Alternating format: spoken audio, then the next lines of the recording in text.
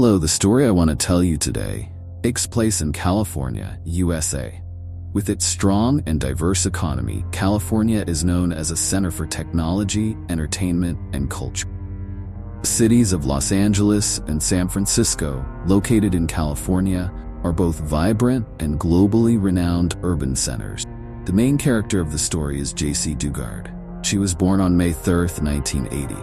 Jaycee was an intelligent and beautiful girl. She lived with her mother and stepfather. Her life was very happy, as her mother and stepfather loved her dearly. Initially, the family lived in Arcadia, a city in Los Angeles, but later, her parents wanted to find a safer community for their children. Therefore, they moved to the town of Myers, about 700 kilometers away. On June 10, 1991, which was a Monday morning, Jaycee's mother, Terry Probin, who worked as a typesetter at a printing house, had left for work early in the morning. At that time, Jaycee was only 11 years old. She was wearing her favorite pink outfit and walked alone from home to the school bus stop. Halfway there, a gray car approached and rolled down its window. Jaycee thought the man was stopping to ask for directions. She walked up to the car. Unexpectedly, the man inside the car used a stun gun to attack her, leaving her dazed. Then a woman in the car jumped out, quickly carried her into the car, and drove away.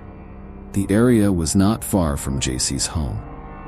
Coincidentally, at that moment, her stepfather, Carl Probin, witnessed his daughter being pulled into the car right outside their home. He hurriedly chased after the car but was too late.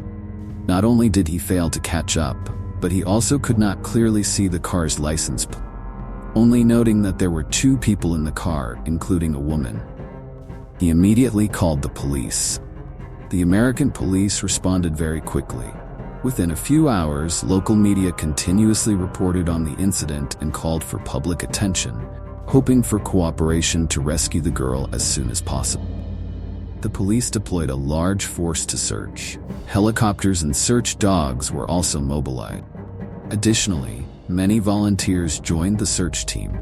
Unfortunately, no clues were found. The police also created a sketch of the suspects based on the descriptions from Jaycee's classmates and her stepfather.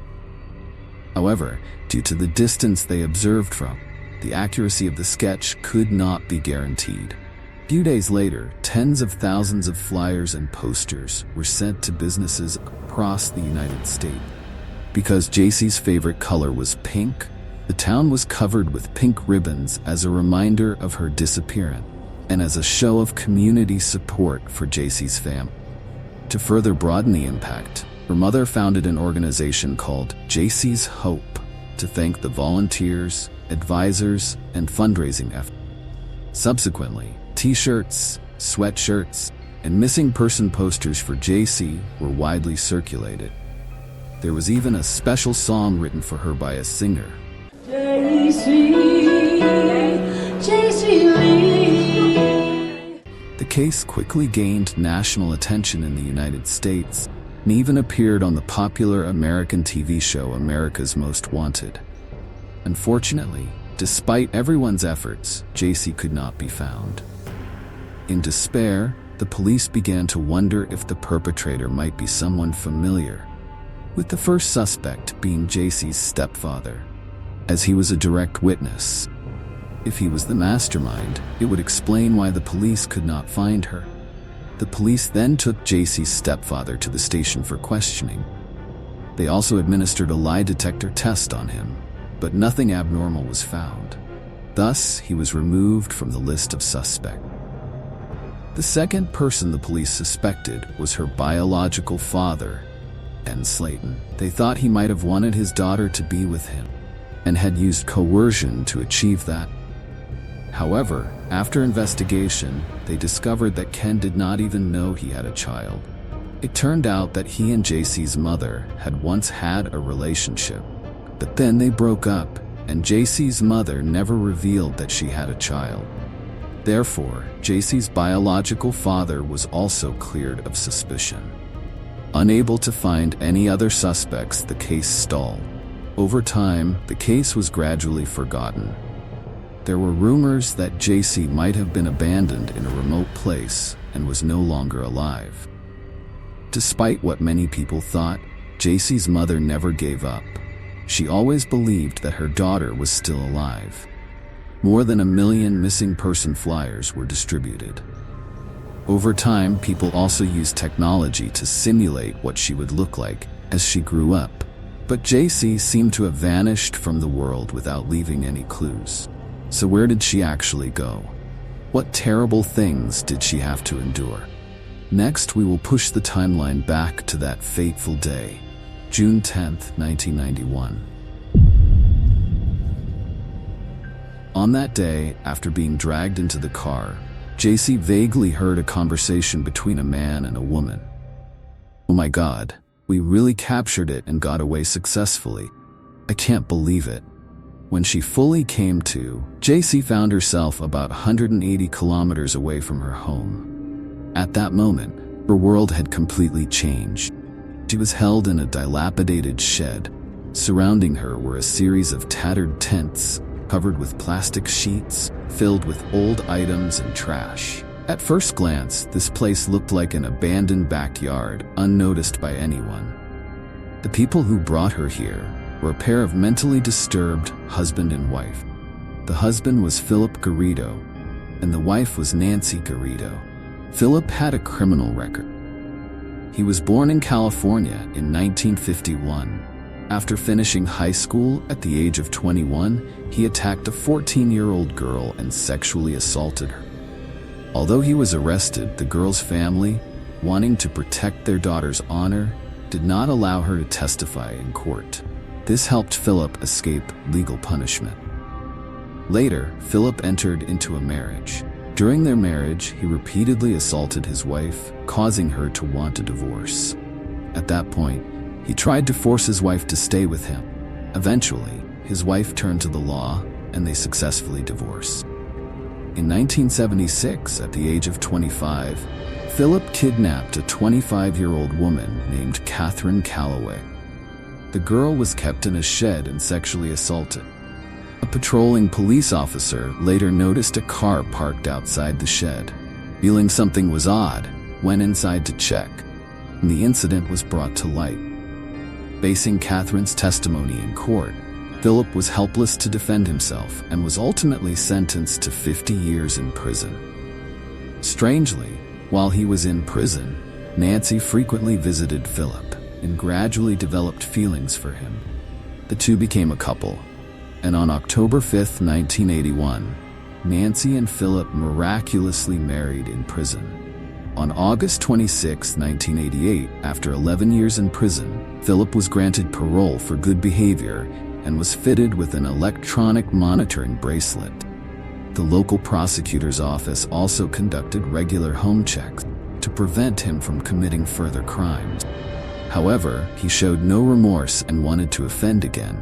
His wife, seemingly out of her mind, not only did not stop him but also agreed to participate.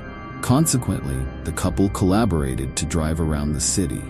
By chance, they saw Jaycee Dugard walking alone on the street and did not hesitate to act, eventually taking her to be held in a soundproof shed in their backyard. This was a recording studio that Phillip had built himself, so even if Jaycee screamed, no one would hear her. He then shackled her and forced her to remain unclothed. He told her she was not to scream or leave the shed. He threatened that her parents no longer wanted her and that she was a homeless person. There were also large hunting dogs outside to guard the property. If she dared to escape, the dogs would tear her apart. During the first week, Jaycee was still shackled, and the only person she interacted with was Phillip. He occasionally brought her some fast food and talked to her. He gave her a bucket for using the bathroom and continuously assaulted her at least once a week. For the next 3 years, Phillip also did not allow her to read or write, and she was not even allowed to mention her own name. They gave her a false name, Elisa. Phillip later also brought her a TV, but only allowed her to watch Shopping Channel. Jaycee had no idea that the outside world had been continuously searching for her. On April 3, 1994, Phillip unexpectedly brought her some cooked food. This was the first time she had eaten anything other than cheap food since being imprisoned. His treatment of her had changed because by then she had given birth to his child. Jaycee was only 13 years old at that time. Phillip did not take her to the hospital, but only sought information and taught her the skills necessary for childbirth. On August 18, 1994, Jaycee gave birth to her first daughter. She also smiled, which she had not done for a long time, as she finally had someone to accompany her. She took good care of her daughter with the knowledge she had gained from the TV. She came out, and then I saw her. She was beautiful.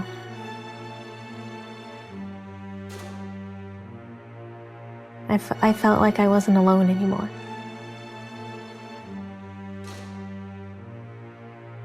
Had somebody that I knew I could never let anything happen to her.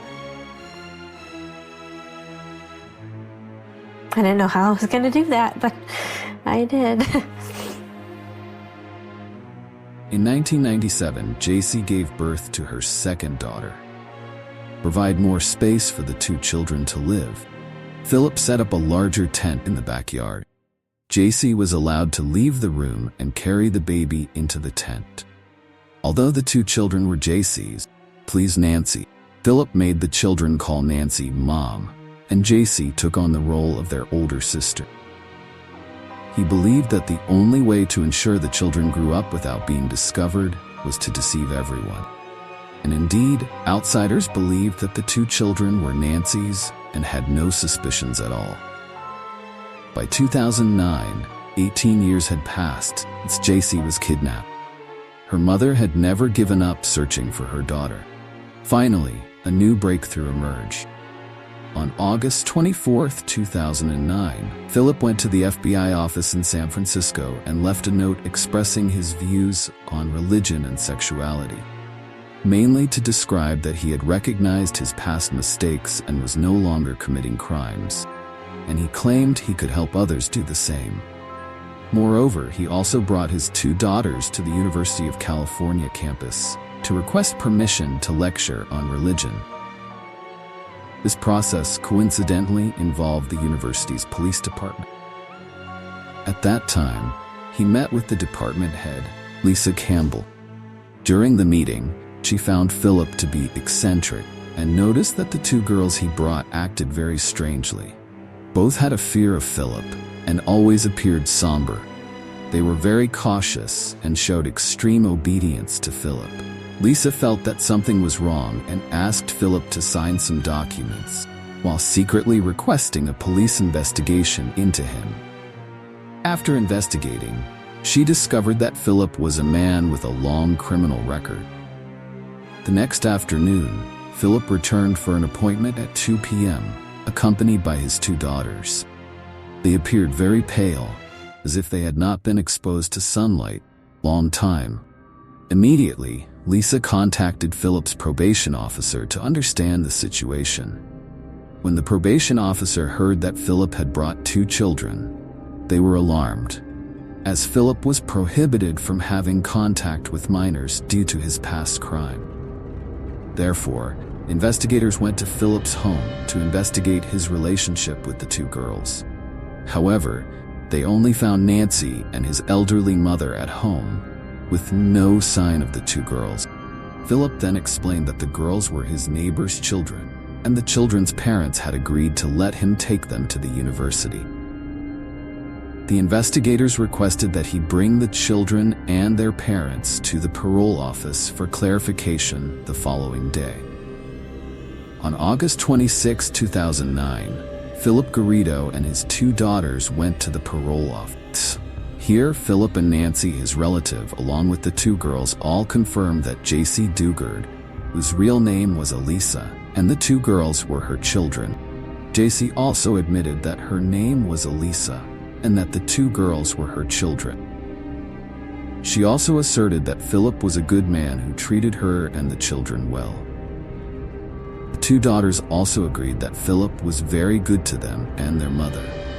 Given this context, it seemed that Phillip was a good man, as he had prepared for these scenarios in advance. But when investigators tried to verify Jaycee's identity, issues arose. To find out the truth, investigators asked Jaycee to provide details that could confirm her identity. Jaycee became extremely defensive and agitated. The investigators then invited additional police officers to present the situation. Finally, in front of the police, Jaycee mustered the courage to reveal her true identity. She said her name was Jaycee, and 18 years ago, she had been kidnapped and held captive in Phillip's backyard without being able to escape. The police were shocked to hear her story and immediately arrested Phillip and Nancy. When Jaycee's mother received the call from the police, her emotions overflowed. She could not believe she could finally reunite with her daughter after 18 years of searching. The two later met, and Jaycee kept hugging her mother and crying. Fortunately, Jaycee and her daughters were in good health at that time. Her stepfather was very happy to see her again, even though the police had cleared him of suspicion. However, throughout the years, many people still suspected him of being the perpetrator, which caused him considerable distress. The police then went to the area where Jaycee had been held previously. The scene was astonishing to the police. The conditions were extremely poor, with two makeshift shelters in the backyard, surrounded by a lot of trash and discarded items. Next to it was a gray car, the vehicle Phillip had used to abduct Jaycee. The room where Jaycee had stayed was in a dreadful state, and it was hard to believe that she had endured 18 years in such an environment, alone taking care of two daughters. Soon after, Phillip was charged with 29 counts. Initially, he pleaded not guilty, but given the evidence, he eventually confessed. On June 2, 2011, under state law, Phillip was sentenced to 431 years in prison without parole, while Nancy was sentenced to 36 years in prison without parole. However, the case was still unresolved, as there were many indirect contributors to this tragedy. Phillip was a convicted felon, and after being paroled, he was supposed to be under government supervision. According to official records, the parole department was supposed to send people to inspect Phillip's home periodically. Since Jaycee was kidnapped, investigators had visited Phillip's house 60 times, but had never found anything suspicious in the backyard. Additionally, the police had not included Phillip as a suspect, since his home was only a 2-hour drive from Jaycee's home. Moreover, in 1976, he had committed a crime with a girl near the south of Lake Tahoe, where Jaycee lived. The police had overlooked too many clues. In 2002, fire department received a call reporting that a child in Phillip's household had been injured while swimming. Phillip had no children, but the fire department did not report this to the parole department, and no one investigated who the child was. In 2006, Phillip's neighbors also called the police to report that they saw children living in his backyard. An officer then visited Phillip and talked to him for 30 minutes. However, the backyard was never searched. This can be seen as part of the irresponsibility and negligence of the police and government agencies. Due to these reasons, Jaycee lived through hell for 18 years. In July 2010, the state of California decided to compensate Jaycee with $20 million USD for their negligence. The local police chief also issued a public apology on behalf of Jaycee. Jaycee's family later sued the U.S. government, arguing that Phillip had consumed alcohol and used drugs while on parole. This was a violation of his parole terms, which should have led to the revocation of his parole and his return to prison. If the government had enforced the terms seriously, Jaycee would not have been kidnapped. However, the lawsuit was dismissed by the U.S. court. In 2010, Jaycee established the Jaycee Foundation to serve families like hers who have experienced severe psychological trauma. In July 2011, Jaycee published a memoir based on her own experience. It is both sad and touching to read about what 18 years of imprisonment meant to an 11-year-old girl. The long-term control and brainwashing made Jaycee unable to trust outsiders and hesitant to reveal her true identity. After returning to her family, Jaycee went through a difficult period, but with the help and good treatment from family, she quickly emerged from the darkness and lived happily with her family. In July 2016, Jaycee published her second book, Freedom. Her first book mainly recounts her life after being rescued and how she recovered and reintegrated into the world. She hopes that through the book, she can help some survivors who have gone through similar experiences. To this day, I still believe that each of us holds the key to our own happiness. Let's strive to hold on to it as much as we can. The case of Jaycee Dugard's kidnapping is one of the most heartbreaking yet inspiring stories, demonstrating the incredible resilience of the human spirit. After 18 years of captivity, Jaycee found her way back to freedom and worked tirelessly to rebuild her life, despite the haunting memories of her past. Her story reminds us of the importance of speaking out, staying vigilant, and never losing hope, no matter how difficult the circumstances may be. Thank you for watching this story. Don't forget to like and subscribe to the channel so you don't miss our upcoming videos. See you in the next one.